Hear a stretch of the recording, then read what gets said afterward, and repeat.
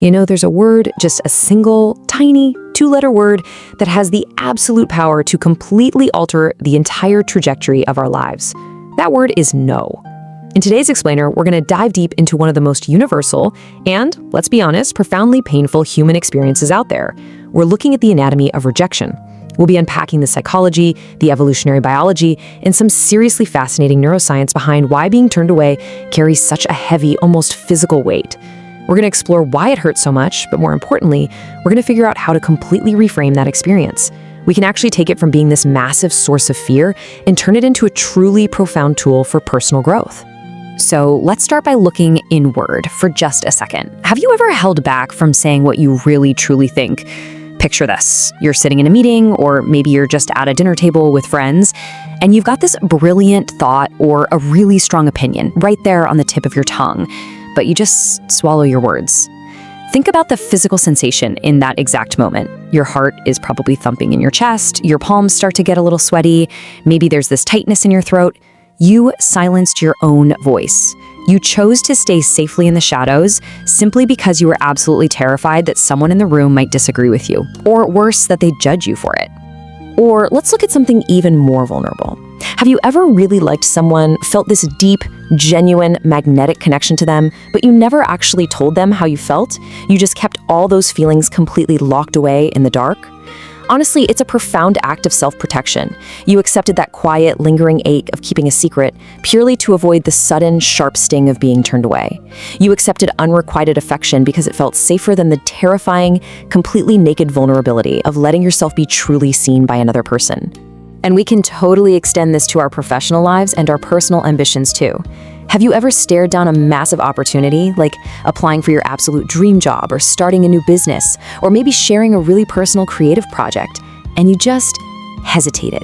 Have you ever walked right up to the very edge of success, looked over the edge, and retreated? And you did it simply because you were paralyzed by the fear of hearing the word no? Look, if you're nodding your head to any of these, you are definitely not alone. This paralyzing hesitation, it isn't a sign of weakness, and it's certainly not a personal failing. It's actually a deeply embedded, fundamental feature of being human. But why? Why on earth are our minds wired to be so intensely afraid of a simple word? Well, to understand this, we actually have to travel way, way back to the dawn of humanity. For the vast majority of human history, our survival depended entirely on tribal belonging. Evolutionary biologists and psychologists talk a lot about belongingness theory. It's this concept that human beings have a fundamental, hardwired, biological need to belong to a group. Back in the ancient world, our ancestors lived in these small, fiercely interdependent communities. And here's the thing. Cooperation wasn't just a nice preference. It was literally the only way to survive the unforgiving elements, secure food, and defend against lethal predators. You needed the group to stay alive. And this is exactly what illuminates a really profound evolutionary mismatch that we are all dealing with today. In our ancestral past, if you were rejected by the tribe, if you were exiled, your chances of survival basically plummeted to zero. Rejection from the tribe literally equaled a death sentence. Being socially isolated meant you were left completely alone in a hostile wilderness to face starvation or predators. Now fast forward to today. Modern rejection is, objectively speaking, usually just an emotional bruise. But here's the massive catch. Our brains haven't had the time to update their software. We are still walking around with this ancient, highly sensitive survival system that treats a modern social snub as a literal life or death threat. When we say that a rejection hurts, we usually think of it as just a poetic metaphor, right? Like a broken heart. But modern brain imaging tells a fascinating and completely literal story. When neuroscientists put people in fMRI scanners, they discovered something truly astonishing. It turns out, social rejection activates the exact same neural pathways, specifically this region called the dorsal anterior cingulate cortex, that process actual physical injury. To your brain, the devastating pain of a bad breakup or being completely socially excluded is processed almost identically to the pain of a physical punch to the gut. It's an incredibly potent neurological alarm system, purposefully designed by nature to keep us safely huddled within the group. So our environments have completely modernized, but our ancient neurology remains exactly the same. Today, this blaring neurological alarm can be triggered by things that seem completely trivial. A dismissive comment from a coworker, an unanswered text message, being left on read. Because our minds so desperately crave social connection, these modern triggers genuinely hurt on a biological level. And social media amplifies this to an absolute extreme. We literally carry a device in our pockets that can deliver dozens of micro-rejections or subtle exclusions to us every single day. This constant ringing of our evolutionary alarm bells is exactly what traps so many of us in a chronic state of low-level social anxiety. But here is where we really need to pivot from the physical reality of that pain to the complex psychological fiction that our minds create. Because the profound truth is, we aren't actually afraid of rejection itself. Think about it. A no is just a sound wave. An unreturned email is literally just pixels on a glowing screen.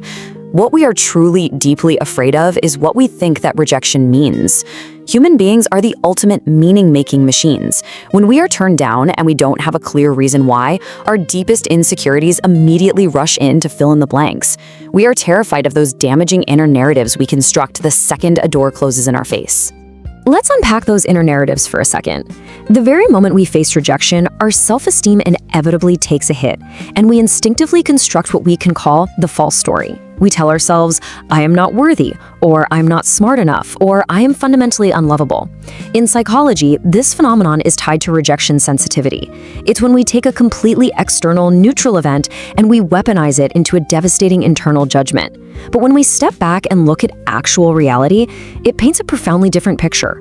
Most of the time, rejection is just a simple matter of circumstances or timing or compatibility. A declined job application doesn't measure your talent. It just measures a specific company's needs at one specific moment in time. An unreturned romantic feeling doesn't mean you're unlovable. It literally just means there was a mismatch in compatibility.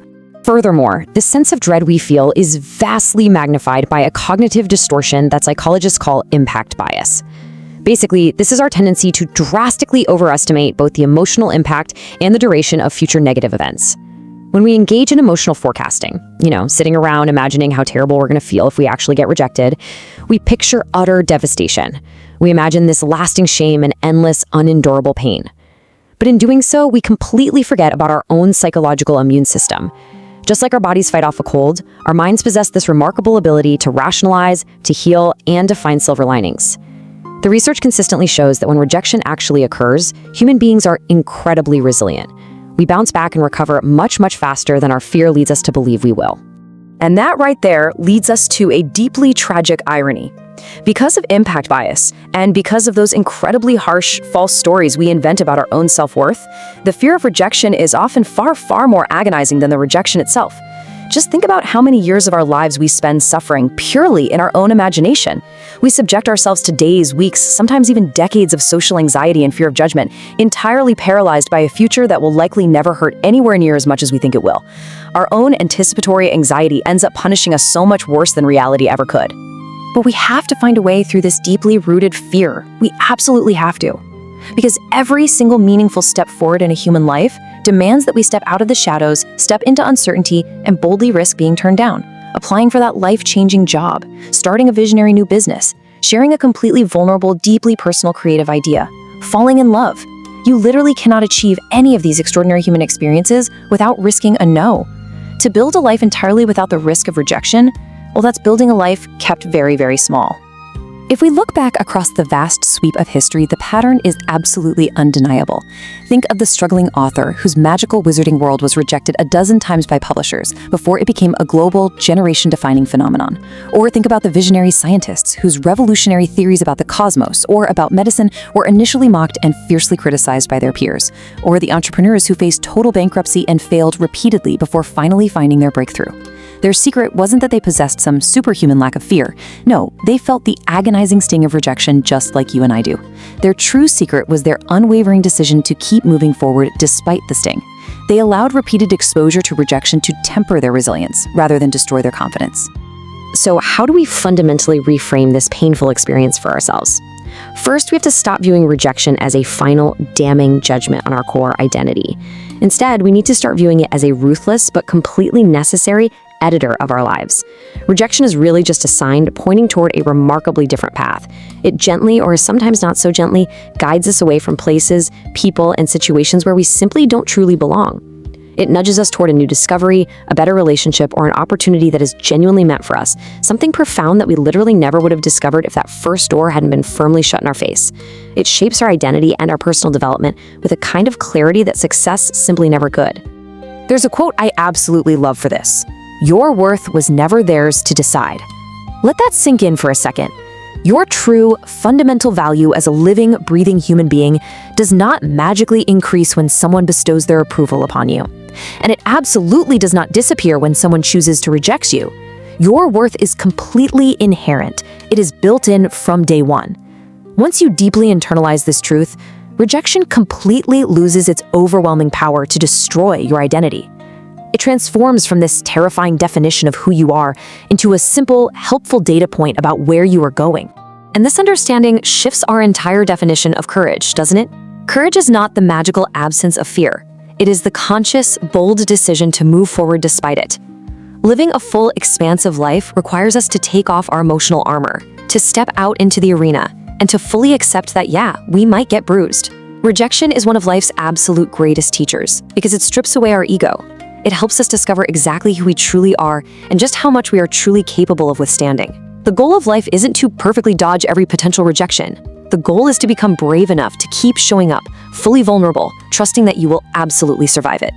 So, I want to leave you with one final, profound thought to reflect on today. Have you ever experienced a devastating no at the time, a moment that genuinely felt like the end of the world, that ultimately led you to a much, much better yes? Think about the closed doors in your past that fundamentally guided you to exactly where you belong today. Embrace your incredible resilience, recognize your deep inherent worth, and always remember, sometimes the experiences that sting the most end up teaching us the exact lessons we need to truly thrive.